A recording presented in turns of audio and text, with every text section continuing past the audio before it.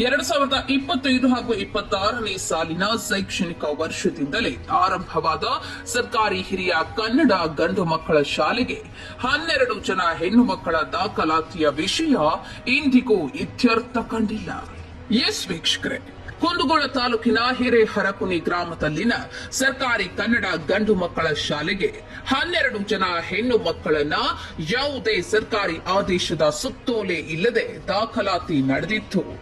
ಈ ವಿಷಯಕ್ಕೆ ಸಂಬಂಧಿಸಿದಂತೆ ಸ್ಥಳೀಯರಿಂದ ವಿರೋಧ ಕೇಳಿ ಬಂದ ಬಳಿಕ ಕ್ಷೇತ್ರ ಶಿಕ್ಷಣಾಧಿಕಾರಿ ಮಹಾದೇವಿ ಮಾಡಲಗೇರಿ ಅವರು ಗಂಡು ಮಕ್ಕಳ ಶಾಲೆಗೆ ದಿಢೀರ 12 ಹೆಣ್ಣು ಮಕ್ಕಳ ದಾಖಲಾತಿಗೆ ಸರ್ಕಾರದ ನಿರ್ದೇಶನವಿಲ್ಲ ಎಂದೇ ಹೇಳಿದರು. ಇದೀಗ ಶೈಕ್ಷಣಿಕ ವರ್ಷ ಅಂತ್ಯಕ್ಕೆ ಬಂದಿದ್ದು 12 ಜನ ಹೆಣ್ಣು ವಿದ್ಯಾರ್ಥಿಗಳ ದತ್ತಾಂಶ ಶಿಕ್ಷಣ ಇಲಾಖೆ ಯುಡೈಸ್ ತಂತ್ರಾಂಶದಲ್ಲಿ ದಾಖಲಾಗುತ್ತಿಲ್ಲ ಎಂಬ ಮಾಹಿತಿ ಹರಡಿದೆ. ಇದಲ್ಲದೆ ಕಳೆದ 3 ಬಾರಿ ಈ ವಿಷಯದ ಮೇಲೆ ತನಿಖೆಗೆ ಆದೇಶಿಸಿದ್ದ ಶಾಲಾ ಶಿಕ್ಷಣ ಇಲಾಖೆಯ ಉಪನಿರ್ದೇಶಕ ಎಸ್ ಕೆಳದಿಮಠ್ ಅವರು ಶೈಕ್ಷಣಿಕ ವರ್ಷ ಮುಕ್ತಾಯದಲ್ಲೂ ಸ್ಪಷ್ಟ ಉತ್ತರ ನೀಡದೇ ಇರೋದು, ತನಿಖಾ ವರದಿ ಬಹಿರಂಗ ಮಾಡದೇ ಇರೋದು ಯಾಕೆ ಎಂಬ ಪ್ರಶ್ನೆ ಕಾದಿದೆ.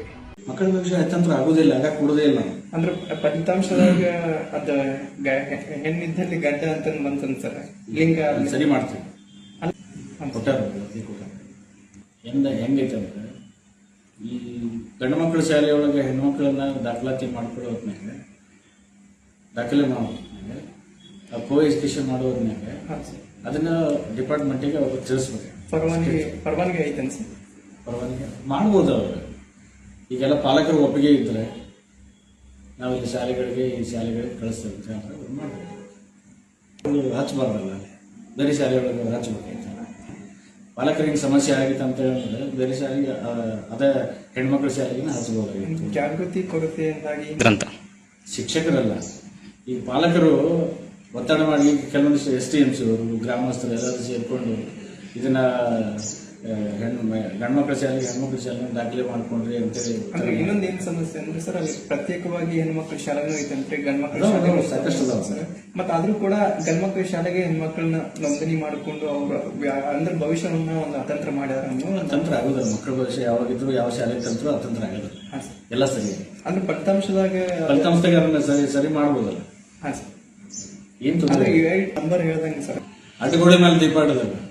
ಈಗ ಆ ಮಕ್ಕಳಿಗೆ ಭವಿಷ್ಯದಲ್ಲಿ ಏನು ತೊಂದರೆ ಆಗಿಲ್ಲ ಅಂದಾಗ ನಾವು ಅದನ್ನ ವ್ಯವಸ್ಥೆ ಮಾಡ್ತೇವಲ್ಲ. ಅಲ್ಲ ಸರ್, ಅಂದ್ರಲ್ಲಿ ಏನು ನ್ಯೂನತೆಗಳು ಆಗಿಲ್ಲ ಅಂತೀರಿ ಅಥವಾ ಹೆಂಗು?